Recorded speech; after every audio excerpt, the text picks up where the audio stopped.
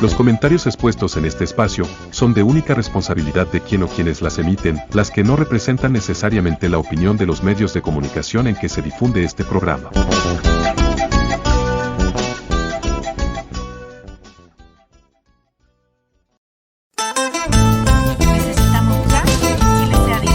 Ni más ni menos, tu derecho a saber. Un programa de conversación con el objetivo de informar a la comunidad respecto a derechos y deberes ciudadanos, con un lenguaje claro y una mirada crítica. Cada semana, un nuevo capítulo con temas de interés ciudadano.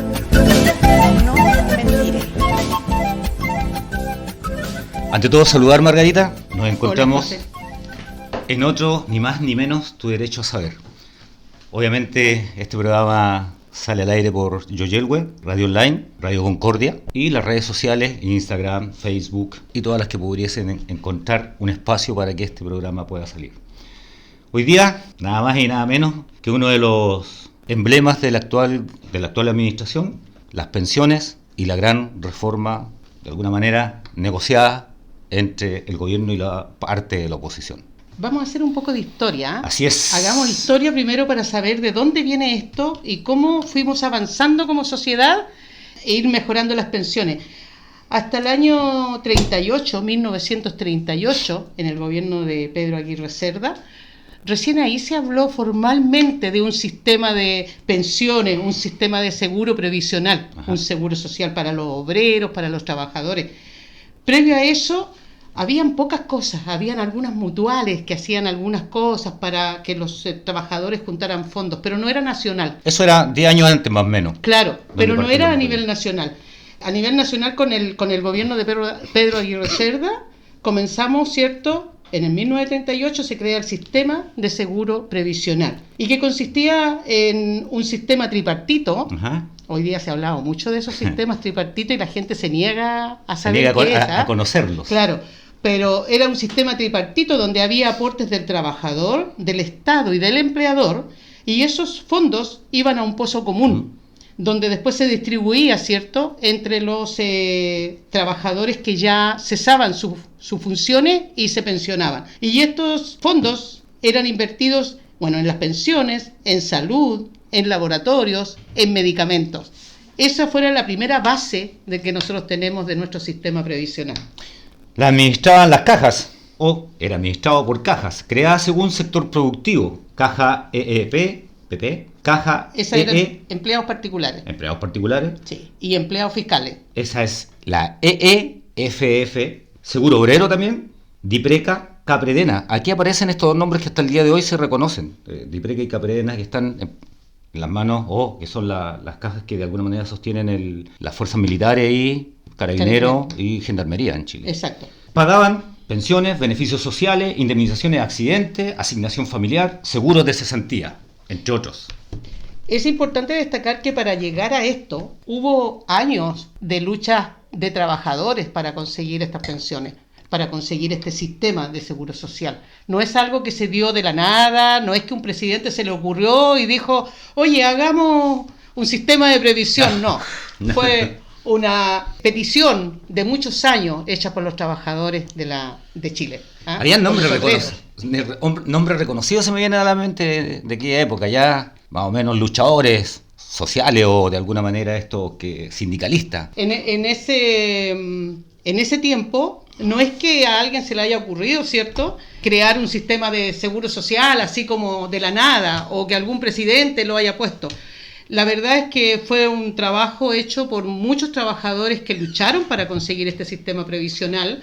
Muchos perdieron vidas también en las protestas, tratando de conseguir, ¿cierto?, un sistema de seguros para cuando después un trabajador ya no podía trabajar. De hecho, estamos hablando de los tiempos donde nace, de alguna manera, la lucha por los derechos laborales, Margarita. Exacto. Luis Emilio, el padre del sindicalismo chileno, y don Clotario Blest, aquel que formó la CUT. Eran tiempos donde de alguna manera se empiezan a establecer las bases sociales o la discusión respecto a los derechos sociales de la ciudadanía en el país. Eran tiempos difíciles, pero sin embargo, como bien decías tú, a pesar de haber costado vida esto, empezamos a hablar de algunos de estos derechos muy trascendentales, incluso hoy día.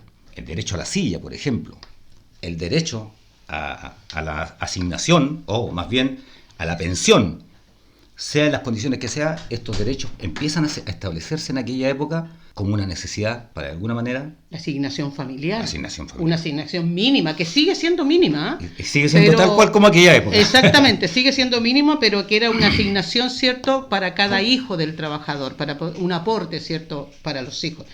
Habían, el seguro de cesantía, mira tú, en ese tiempo ya había Correcto. seguro de cesantía. O sea, proteger al trabajador cuando se queda sin trabajo. Hoy día se ha ido perfeccionando y a lo largo de este relato vamos a ir viendo cómo se fue perfeccionando y fuimos alcanzando distintos logros. Después vamos a 1952. Vamos recorriendo la historia, sí. En 1952 Ibáñez del Campo se separa el seguro previsional en el Servicio de Seguro Social, el IPS y el Servicio Nacional de Salud. Otra instancia donde de alguna manera esto de las luchas sociales empiezan a dar un nuevo paso a nuevos beneficios pensando en el bienestar del ciudadano común y corriente. Vuelvo a decir, como bien decías tú en el principio, Margarita, estas no fueron derechos ganados porque a alguien se le ocurrió regalarlos. Estos fueron derechos ganados en la lucha sindical, la lucha obrera, la lucha del momento que estaban dando aquellos que de alguna manera sentían que estos derechos debían ser parte de la ciudadanía y sobre todo de los trabajadores. Este Servicio Nacional de Salud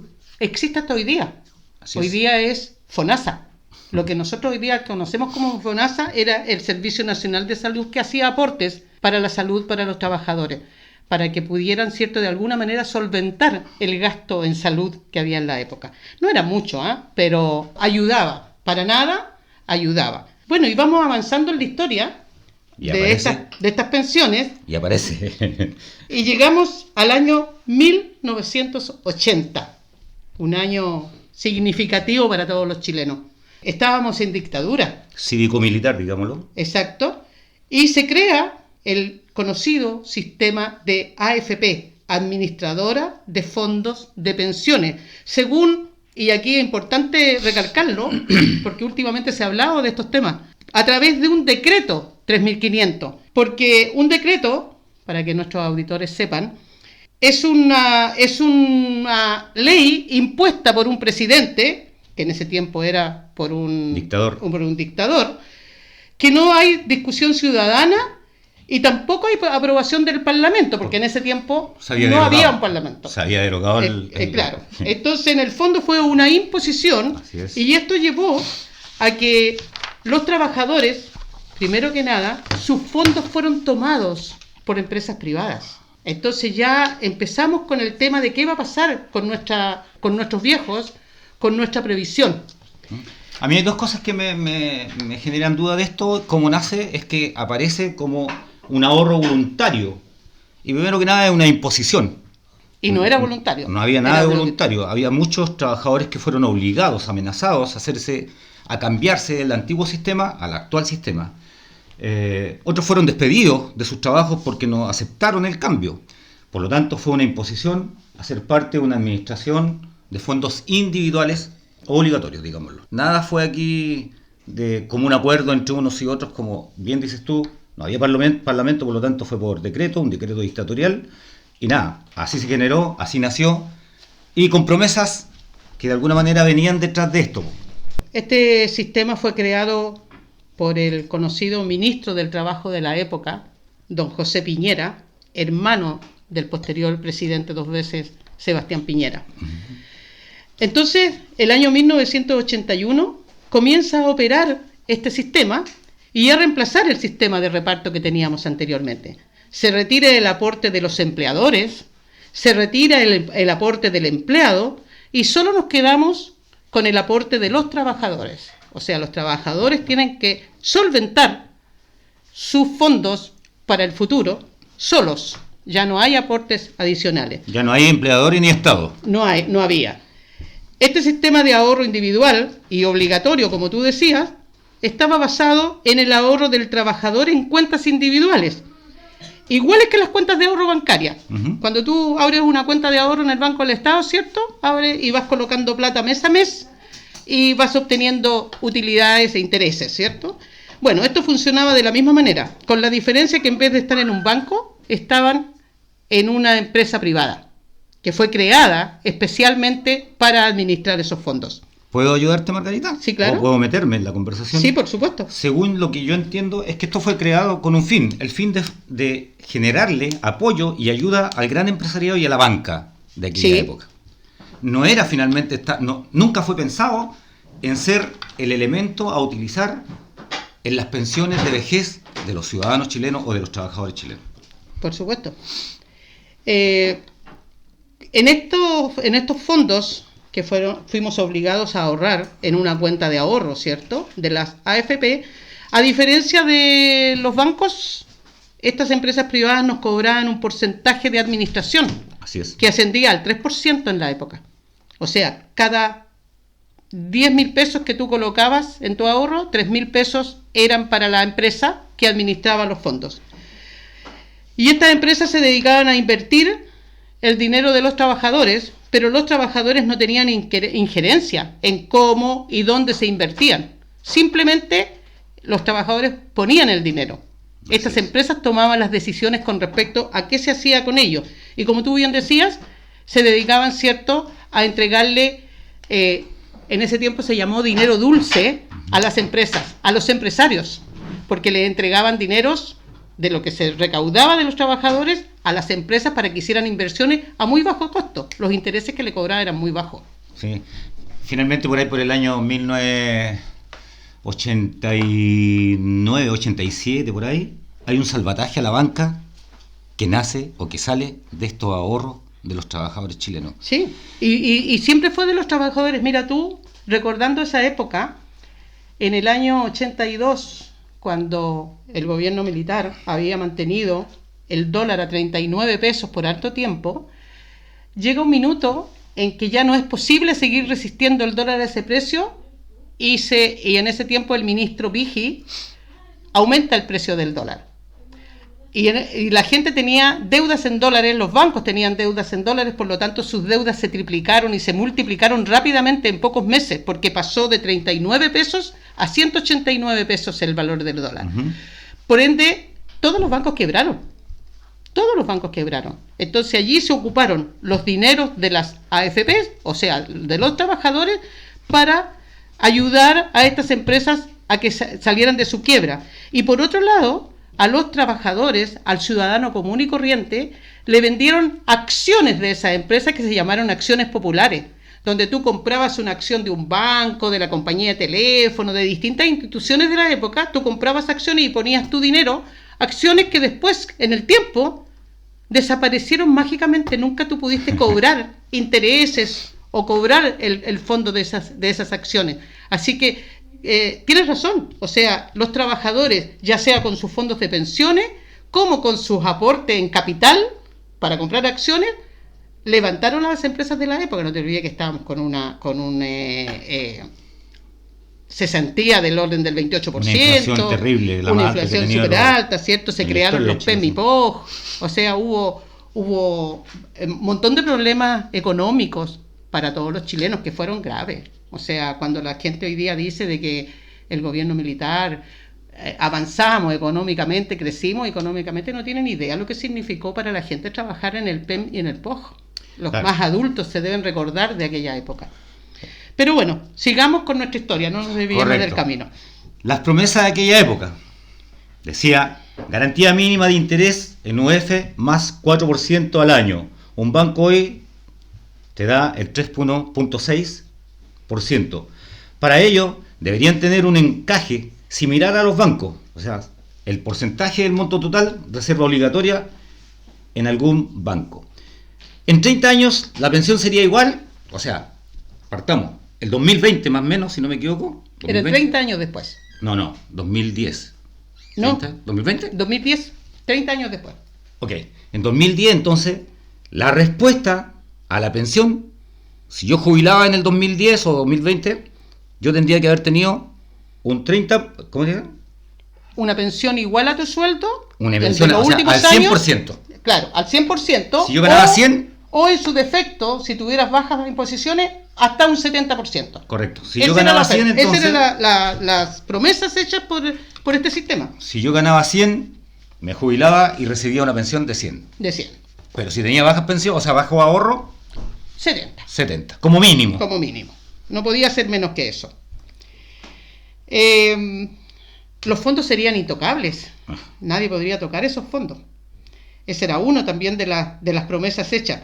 Sin importar si los fondos invertidos ganaban o perdían en la bolsa, serían responsabilidad de las AFP, no afectando a los ahorrantes. Ajá. Todo esto eran las promesas que traía el sistema de ahorro voluntario de AFP, y qué importante hacer el alcance, ¿eh? No es un sistema de pensiones, ni es un sistema de seguro social, es un sistema de cuentas de ahorro individuales. Lo que el trabajador aporte, eso es lo que va a tener al final. Si un trabajador no tiene suficiente aporte, queda cesante, sufre una enfermedad, no tiene aportes, por lo tanto ese monto se va disminuyendo y eso va a afectar directamente en la pensión que tengan cuando sea viejo. Entonces ahí se empiezan a producir cambios, Margarita. Bueno, llega la democracia, pues. Llega la democracia y, como todos sabemos, ¿cierto? Esta democracia que nosotros ilusamente celebrábamos, que habíamos ganado, ¿cierto? La democracia nuevamente. Los colores. Claro, nos dimos cuenta de que esa democracia había sido negociada. Ajá. Negociada por los políticos de la época, la concertación, ¿cierto?, con el dictador para que hubiera una salida en paz, sin sangre. Entonces se negoció esa salida. Y en base a eso, estos presidentes que hubo posteriormente, que fueron concertacionistas, fueron cediendo algunas cosas a estas AFP. Elwin, en 1990, la AFP, no compensarán si tienen rentabilidad negativa en la bolsa. Primer cambio. Primer cambio. Negativo, digámoslo, para los trabajadores. Claro, porque si la bolsa era negativa, perdíamos plata. Correcto. Por ende, y los que perdíamos éramos nosotros. Los trabajadores. No la empresa que estaba administrando los fondos. Siempre los trabajadores, hasta el Siempre día de hoy. los trabajadores. En 1994, Frey, las AFP podrían perder tus platas y los fondos ya no serían intocables. Ya no serían intocables. Esto es como, ya los podríamos tomar para ocuparlos en cualquier cosa. Claro, y en algún minuto incluso poder expropiarlos, claro, en caso de necesidad de la nación, por ejemplo. ¿Ya? Ok, en 2004, Margarita, Lagos aumenta la esperanza de vida. Aquí se pasó un poquito... Se pasó varios pueblos, Lagos. Varios kilómetros, Lagos, y pasamos de 85 años a 110 años de vida. Como expectativa de vida. En ese tiempo, según las tablas de estudios estadísticos, decían que un chileno tenía una expectativa de vida aproximadamente hasta los 85 años. Y hasta esa edad se estaban haciendo los cálculos. Para que la gente entienda un poco, significa que el total de fondos que tú tienes en tu AFP, en tu cuenta individual, eran divididos por la cantidad de años que te quedaba por vivir según estas expectativas. Si tú tenías 65 años al jubilar y la expectativa de vida era 85 años, entonces tenías 20 años. De 65 a 85 tenías 20 años, o sea, 240 meses, por los cuales tu fondo total se dividía en 240 y eso era lo que a ti te iban a pagar de pensión mensual. Más allá si vivías menos, daba lo mismo. Si vivías más, la cosa se complicaba, porque te quedabas sin plata. Y pasamos de 20 a 45. Exactamente, y con el cambio que hace Lagos de 85 a 110 años, agregamos 30 años más, o sea, fueron 50 años los que tuvimos que dividir, o sea, 5 por 12, 60, 600 meses. O sea, si tu fondito era de 20 millones, tenías que dividirlo por 600 y con eso ibas a saber cuánto es lo que te iba a tocar recibir de pensión. Claro, y esto, la excusa fue... Considerando que la pobreza había disminuido, que todos tienen agua y luz y mejor salud, a esa fecha la esperanza de vida entonces de 85 no podía ser esa. Los chilenos vivían más. Claro, esa es la explicación que dio Lago en ese minuto.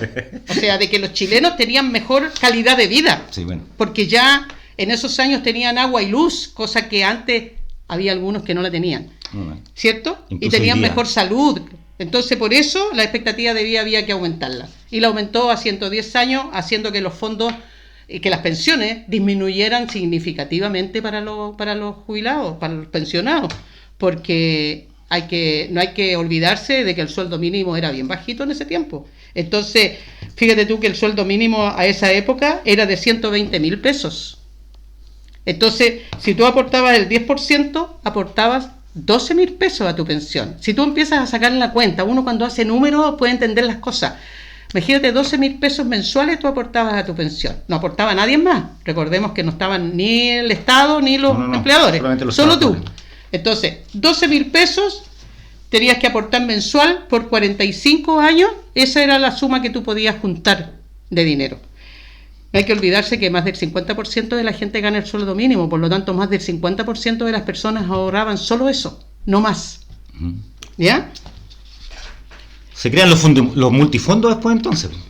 Y claro, el riesgo bursátil parte de lo que se traspasa una vez más a los afiliados, o sea, trabajadores. Sí, los dineros quedan afectados a embargos. En 2008, ya en el gobierno, el primer gobierno de una mujer chilena, con la llegada de Michelle Bachelet, se considera una reforma y tal vez, según los que han estudiado el tema, la más grande o la más importante en los últimos 30 años. Sí, pues, Michelle Bachelet trae en su programa de gobierno terminar con las AFPs. ¿Y quiénes eran los beneficiados, Margarito? Esto es interesante también. Había gente que no tenía ninguna posibilidad de tener pensiones porque no tenía ahorros. Claro, cero posibilidad. O sea, los que habían ahorrado individualmente en sus cuentas podían tener alguna posibilidad de una pensión baja, pero podían tener una pensión. Pero existen otros ciudadanos que no porque sean flojos, como dicen algunos, sino que porque tienen otras situaciones, es que no podían ahorrar. Como por ejemplo, las dueñas de casa, que se dedican a criar a los hijos y que se dedican a mantener una familia. O al cuidado. O al cuidado de enfermos. Así es. Pero que también es una labor importante, por más que la gente, el empresario y los economistas la menosprecian. Un hombre no podría salir a buscar el sustento de su hogar, ¿cierto?, si no tuviera una mujer en su casa que cuidara a sus hijos. Así es. Por lo tanto, son mujeres que también tienen una actividad importante en la economía, aunque no aporten directamente. Están también los discapacitados. Toda la gente que está en situación de discapacidad, hay gente que tiene hijos que nacen con discapacidades y que nunca van a poder trabajar y que llegan a adultos sin poder cotizar un peso. También ellos están fuera del sistema. También hay... Son invisibles. También hay deportistas. Deportistas que han dedicado actores, su vida, ¿cierto? Actrices, cantantes, gente que se dedicó a las artes y nunca tuvo también la posibilidad de ahorrar en este fondo obligatorio, digámoslo. Sí, claro, porque además son gente que tiene ingresos esporádicos. Pues. Correcto. No tienen un ingreso permanente durante el tiempo, sino que una actriz gana el monto de lo que dura la grabación de una teleserie o de lo que dura una hora de teatro, no más. No tienen más fondos que eso. Y pasan también muchas veces, porque hay gente que dice, bueno, pero de lo que gana podría ahorrar.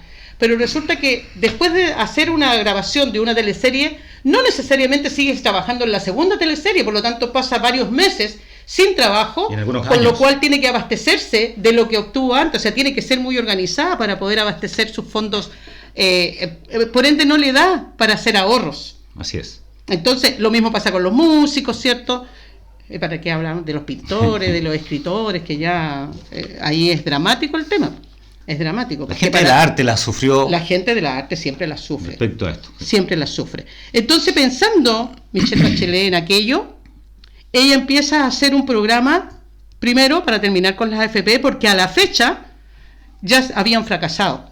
Correcto. Al 2008, que llega Bachelet, las AFP ya habían fracasado, porque ya habían cumplido más de 40 años. Ya había gente cotizando. Ya había gente que estaba saliendo pensionado con el nuevo sistema. Y esa gente que estaba saliendo pensionada estaba saliendo con pensiones de 30, 40 mil pesos. De miseria. En consideración que el sueldo mínimo en ese minuto era de 159 mil pesos, que no vamos a decir que era una gran maravilla, pero las pensiones estaban lejísimos de alcanzar ese monto.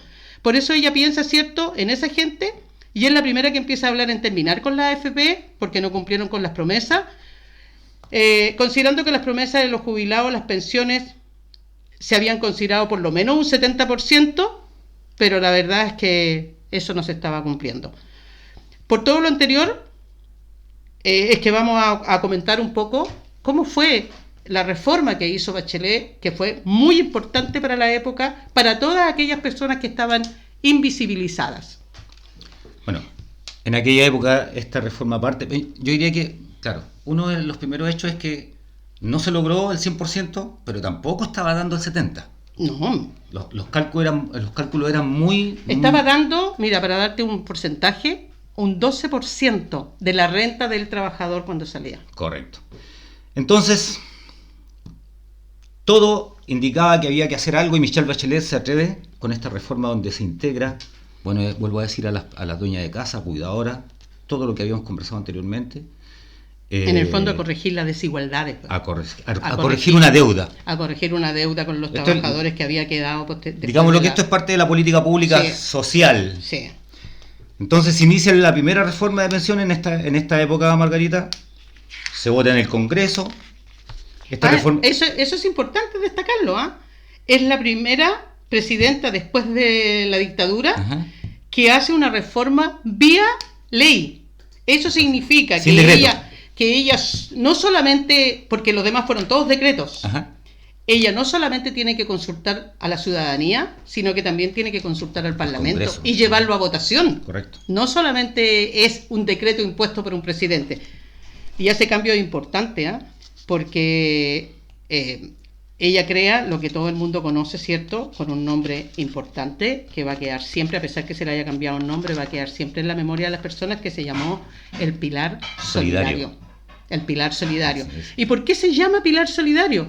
Es porque en ese minuto existían las AFPs que tenían dos pilares, que eran económico y de mantención de las cuentas. No más, esos eran los pilares que tenían las AFP. Entonces, Michelle Bachelet dice, bueno, le vamos a poner a este sistema un tercer pilar, que se va a llamar Pilar Solidario.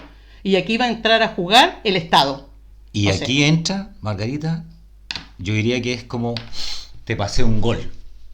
Porque lo que hablábamos de un sistema nuevo del año 80, donde solamente ahorraban o colocaban su plata a los trabajadores, aquí el Estado también se vuelve a retomar su función. Su función que debe tener el Estado, pues, que es proteger a los ciudadanos, pues. No solamente protegerlos, sino que de alguna manera estar con ellos después de 40 años, 45 años de trabajo para... algunos dirán, pero yo no trabajo para el Estado, yo trabajo para particulares. Bueno, eso es ofrecer también servicio al Estado. Sí, claro. Todo lo que sea trabajo interno en un país es trabajar para el país en el que uno vive y obviamente la economía se vea bien alimentada o fortalecida, y es un bien para el país entonces que los trabajadores den su esfuerzo en cualquier instancia para beneficio de todos. Bueno, y veamos un poquito de qué se trata el Pilar Solidario. Déjame que voy a tomar... Esto va dirigido a los trabajadores de bajas cotizaciones. Entrega hasta un máximo de 70.000 dependiendo de la pensión que tengan en ese momento. O sea, justamente como tú decías, aquellos que tenían muy baja pensión, muy bajo ahorro, de alguna manera eran favorecidos con este Pilar Solidario, donde el Estado se ponía para de alguna manera mejorar absolutamente su pensión. O sea, todo aquel que tenía cotizaciones pero eran muy bajas, ¿cierto? Muy bajas. Eso están en el sistema de pensiones solidarias, ¿cierto? Y ese iban a ser beneficiados con este sistema los que recibían hasta 70.000 pesos. Correcto. De ahí para arriba no alcanzaba todavía el dinero para proteger a más gente, por lo tanto se protegió a los que tenían más bajas rentas. El 2009 sube este aporte a 120. Pero yo me voy a adelantar un poco, porque va a haber un relato, porque Michelle Bachelet tenía una idea que era de fondo: llegar al sueldo mínimo e igualarla con el Pilar Solidario. O sea, ella consideraba que dignidad era lo mínimo que podía entregarle a los pensionados, y para ello lo mínimo que le podía entregar era el sueldo mínimo, que en ese minuto estaba cerca, porque el sueldo mínimo decíamos que estaba cuando ella llegó en 159.000 pesos, y ella lleva su primera reforma de la misma reforma a 120.000 pesos. Y ella se hace un plan de trabajo, para ir incorporando cada vez más gente en la medida que habían fondos. No hay que olvidarse que un presidente, para tomar medidas económicas, necesita dinero. Y esos dineros generalmente son votados en el Congreso. Todo lo que es gasto público todo lo tiene que aprobar el Congreso. Entonces, no había el suficiente dinero para poder proteger a todos. Pero fuimos paso a paso. ¿cierto? Primero con el sistema de pensiones a los que tenían bajas cotizaciones, y también le entrega a un máximo de 70.000 pesos dependiendo de la pensión que tengan en ese momento, decíamos, ¿cierto? Y después irá subiendo gradualmente hasta llegar a los 255.000 pesos el año 2012, es decir, llegar al sueldo mínimo. Esa era su proyección, ese era su proyecto de pensiones. Eso es lo que presentó el Congreso y que se votó en el Congreso. Pero no contaba con la astucia de los votantes y los ciudadanos chilenos que eligieron. Después viene la pensión básica solidaria. Ya, okay. La pensión básica solidaria, que entrega una pensión mínima de 60.000 pesos a todas aquellas personas que nunca cotizaron en AFP. Correcto. Recién lo decíamos, ¿cierto? Las dueñas de casa, los discapacitados, aquellos que tuvieron algún accidente, etcétera. Este mismo pensión, que es de 70.000 pesos cuando comienza, el 2009 sube a 75.000 pesos e incluye al 45% de la población más vulnerable. ¿Ya? Esta reforma también establecía que se alcanzara el 60% más vulnerable de las personas de aquella época y que protegiera a más de 800.000 personas en su inicio, para llegar hasta 1,5 millones de personas el año 2012, con el objetivo de proteger al 90% más vulnerable. Es decir, todo aquel que estuviera bajo la línea de la pobreza o bajo el sueldo mínimo debía ser protegido por esta reforma, ya sea, ¿cierto?, a través de pensiones o a través de subsidios a los más necesitados. Estás escuchando Ni Más Ni Menos. Ni más ni menos, tu derecho a saber. Programa de conversación gestionado por Ciudadanos Independientes de la Unión.